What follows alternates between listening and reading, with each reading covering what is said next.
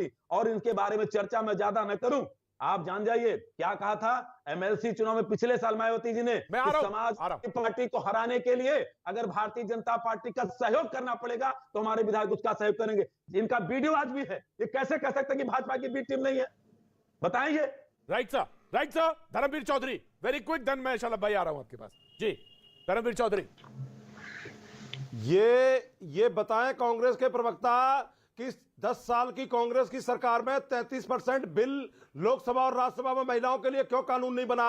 ये बताएं प्रियंका वाड्रा कि जो राजस्थान में, पंजाब में, छत्तीसगढ़ में ये 33% का कानून कब लेके आएंगे?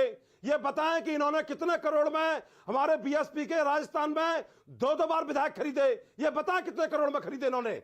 ये बताएं कि जो बाबा साहब ने क्यों कहा था अपने जीते जी कि इस कांग्रेस के 4 आने के कभी मेंबर भी मत बनना, क्यों बाबा साहब ने कानून मंत्री से इस्तीफा दिया था? धर्मवीर जी, मैं रोक रहा हूं। धर्मवीर जी, संजीव जी से तो ये भी पूछिए, संजीव जी से तो ये भी पूछिए, जब अगर मैं आपसे सवाल पूछ सकता हूं तो संजीव जी से भी ये सवाल पूछा जाना चाहिए कि भाई 40% मिल रही है महिलाएं या नहीं, और नहीं मिल पा रही तो क्या दिक्कत है? ये भी सवाल पूछा जाना चाहिए। क्यों नहीं धर्मवीर, जब मैं आपसे पूछ सकता हूं तो कांग्रेस से क्यों नहीं पूछूंगा? कांग्रेस से भी पूछा जाना चाहिए। जवाब सुन लीजिए प्रतीक जी। कांग्रेस वोट काटू पार्टी उत्तर प्रदेश में, इनके पास 40% छोड़ दीजिए। सवाल का जवाब सुनिए, सवाल का जवाब साहब सुन लीजिए जवाब। संसद में जब महिला आरक्षण बिल रखा गया था, तारीखें गवाह हैं, उसको फाड़ने का काम समाजवादी पार्टी जेडीयू के नेता ने किया था। हम बिल्कुल मानते हैं कि महिलाओं को, दलित महिलाओं को भी, एससी एसटी की महिलाओं को भी उसमें आरक्षण में भागीदारी मिलनी चाहिए। हमारे नेता पूर्व प्रधानमंत्री राजीव गांधी ने पंचायत राज के तहत आज वही टाल देते हो। आप मर्यादित भाषा में बात करें। देखिए ये गलत है, पूरा देश देख रहा है। डॉक्टर साहब पहन के बैठे थे क्या? आप चूड़ियां पहन के बैठे थे? ये चूड़ियां है तो प्रतीक है। चूड़ियां कौन पहना है? महिलाओं की अस्मिता की राखी किसने बांधी है? भाजपा का साथ किसने दिया है? ये पूरा देश देख रहा है। नहीं आप धर्मवीर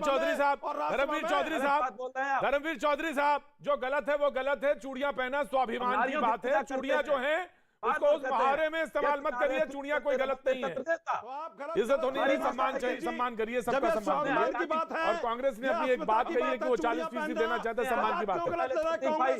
आजादी के पहले 3 महिलाओं को राष्ट्रीय अध्यक्ष बनाया। जी बिल्कुल। हमने आजादी के बाद 75 साल के कांग्रेस के इतिहास में प्रतीक भाई 13 राष्ट्रीय अध्यक्ष हुए, जिसमें अगला भी हुआ, छड़ा भी हुआ, नकली कांग्रेस है, मुसलमान भी हुआ, महिला कांग्रेस की तुलना इसे नकली कांग्रेस। संजीव जी वो कह रहे हैं नकली कांग्रेस है ये। संजीव जी वो कह रहे हैं नकली कांग्रेस है। ये तो अपने पहले 24 कैरेट की गारंटी दे दें। बहन जी ने कहा था पिछली साल की नहीं कि सपा को हराने के लिए भाजपा का साथ देंगे। कांग्रेसियों से आप बताओ ना, आप नकली कांग्रेसियों का सर्टिफिकेट नहीं चाहिए। आप बताइए कि 40% महिलाओं को आरक्षण आप अपने राज्य में कब देंगे? Right sir. शलभ त्रिपाठी, सारे लोग कह रहे हैं आपकी बी टीम है। वो बसपा वाले ने कहा कि समाजवादी पार्टी बी टीम। उधर जब कांग्रेस की बात हुई तो उन्होंने कहा कि ये जो धर्मवीर चौधरी साहब की पार्टी वो भी बी टीम। सवाल आपकी तरफ है, अब आप जवाब दीजिए। शलभ भाई। प्रतीक भाई, मैंने सबको बड़े शांत और बड़े धैर्य से मैंने सुना। चूंकि सबके सारे सवाल हैं, मैं अनुरोध करूंगा मुझे थोड़ा वक्त दीजिएगा जवाब देने। जी बिल्कुल बिल्कुल है, टीम की जहां तक बात है जी।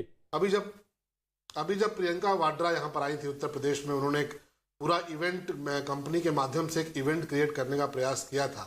और जब उत्तर प्रदेश की धरती पर उनको रोका गया था तो यही समाजवादी पार्टी, यही बहुजन समाज पार्टी कहती रही थी कि भाई ये कांग्रेस पार्टी जो है वो भाजपा की बी टीम है।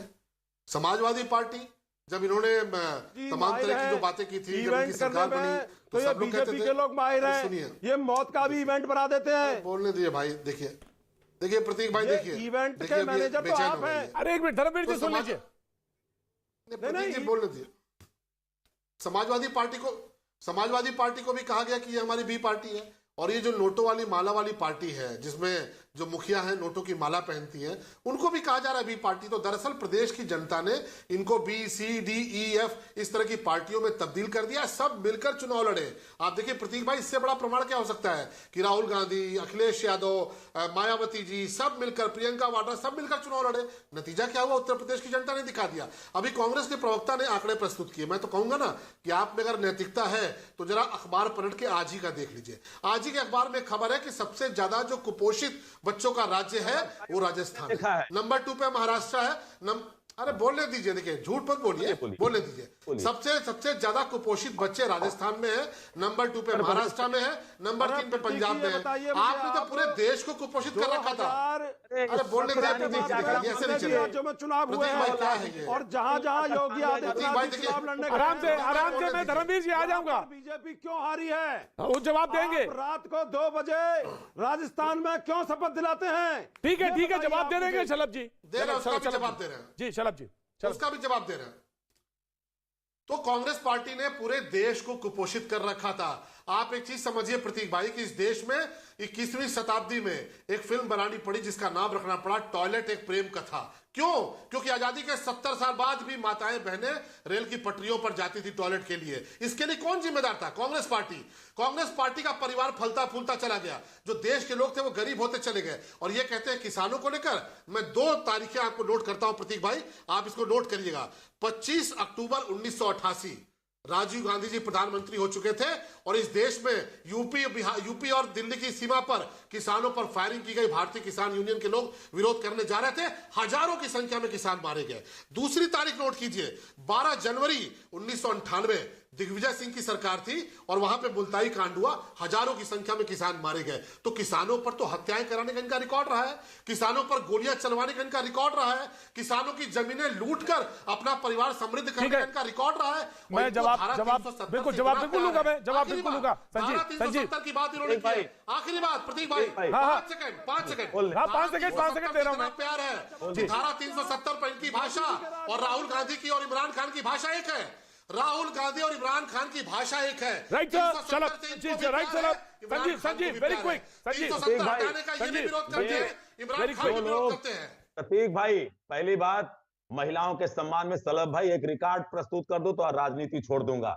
96 साल की बूढ़ी आरएसएस एक महिला दलित को संघ का प्रमुख नहीं बना पाती। 41 साल की भाजपा एक महिला को पुरस्कार जो बटा है, देख लीजिए कल जो पुरस्कार बांटे गए हैं, जो राष्ट्रपति महोदय द्वारा पुरस्कार बांटे गए, ये खानदानी लोगों को नहीं बांटे गए, गांव की महिलाओं को बांटे गए, गरीब महिलाओं को बांटे गए। आपने जो पुरस्कार बांटने में भी भेदभाव किया था, कल राष्ट्रपति महोदय ने पुरस्कार बांटे हैं, उठाकर देख लीजिए। महिलाओं को चूल्हा किसने दिया, ये भी देख लीजिए। तकलीफ है, सुन नहीं पाओगे। मुझे मालूम है। वक्त अब आज सिर्फ इतना ही है वक्त। मैं बहुत माफी चाह रहा हूँ, सबसे माफी चाह रहा हूँ जी। आज बात थी खुशबू की, निश्चित तौर से आपको चुनाव की खुशबू जरूर मिली होगी। बहुत जल्द मैं आपके बीच में, आपके गांव गली में घूमता हुआ भी मिलूंगा। आज अभी बस सिर्फ इतना।